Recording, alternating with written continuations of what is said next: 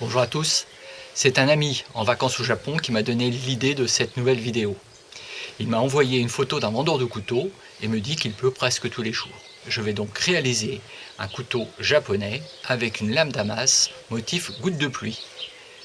Et fidèle à mon habitude, je vais utiliser la technique du caisson pour ne pas avoir utilisé de borax. C'est parti. Ma première étape sera de trouver l'acier que je vais utiliser. Je vais vérifier si certains aciers noircissent mieux au perchlorure de fer. Le but est d'obtenir au final le plus de contraste possible pour les lames Damas. Tous les anciens scies noircissent de la même façon.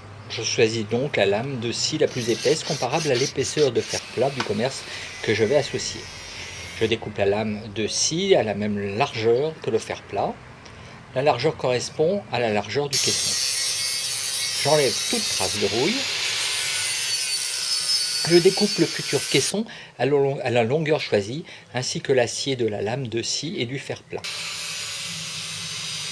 Les morceaux d'acier sont glissés dans le caisson en intercalant l'acier au carbone et l'acier ordinaire. J'ai donc une trousse de 15 couches. La trousse est fermée hermétiquement par une soudure à l'arc et j'ai mis un repère pour me souvenir de l'orientation de la trousse dans le caisson. C'est parti pour une première chauffe au blanc soudant. Je soude au marteau pilon, c'est tellement plus pratique, mais le marteau à main peut aussi faire l'affaire.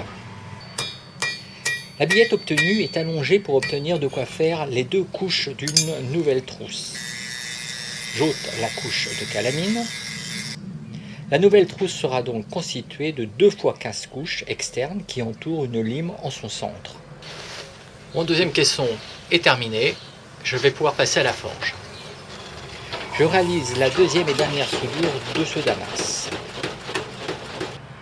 J'avais peint l'intérieur du caisson avec une peinture à base de blanc de titane pour qu'elle ne se soude pas et pouvoir la retirer à la pince. Mais cela reste très fastidieux. Une fois la billette sortie de son caisson, je forge l'ébauche de la lame.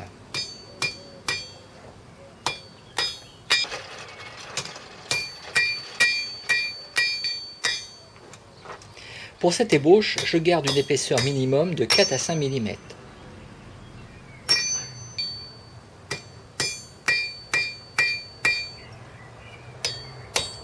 La journée se termine pour moi.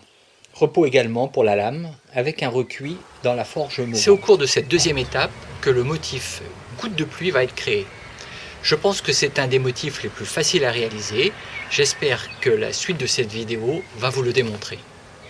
Le motif goutte de pluie désigne un motif qui fait penser à des gouttes d'eau tombant sur un lac. Pour chaque goutte de pluie, il faut percer superficiellement l'ébauche de la lame, perpendiculairement aux couches d'acier. Le fraisage doit être conique, sans paroi verticale, pour laisser apparaître toutes les couches d'acier comme des courbes de niveau. La profondeur de perçage est égale à 1/3 de l'épaisseur de l'ébauche. La profondeur est estimée à partir du diamètre de perçage réalisé. En pratique, je commence par tailler un gabarit pour positionner les gouttes sur les deux faces de la lame.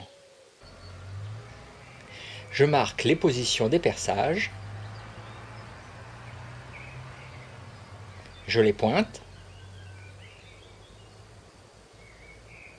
Je réitère l'opération de l'autre côté de la lame en veillant à décaler le marquage des perçages car il ne faudra surtout pas percer la lame au même endroit.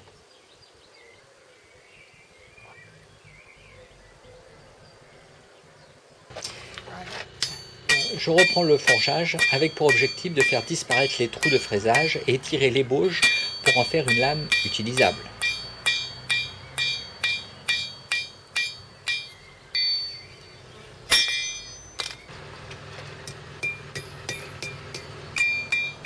Les marques de perçage ont complètement disparu.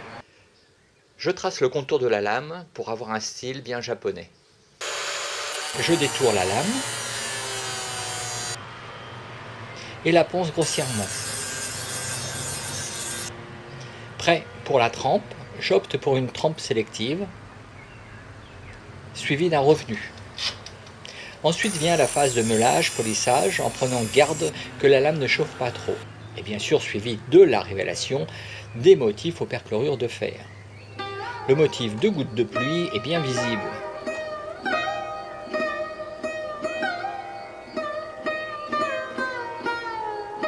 Il est temps de penser aux manches. Le manche en buis a été réalisé en deux parties collées avec un morceau d'ébène côté lame faisant office de mitre. Le manche a été personnalisé avec quelques signes en japonais et gravé au laser. Et comme vous l'avez remarqué, j'ai gravé par erreur le texte à l'envers. Mais peu d'entre nous lisent le japonais. Une autre déconvenue. Je vois une petite fissure.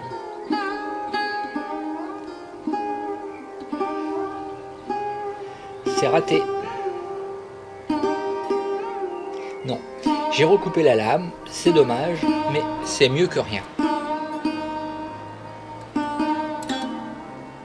L'affûtage est réalisé à 2 fois 15 degrés, comme pour les couteaux japonais.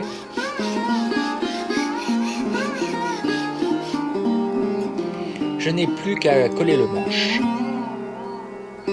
C'est terminé. Le résultat n'est pas tout à fait celui que j'avais prévu, mais dans l'ensemble, je suis satisfait. Les gouttes de pluie sont bien visibles.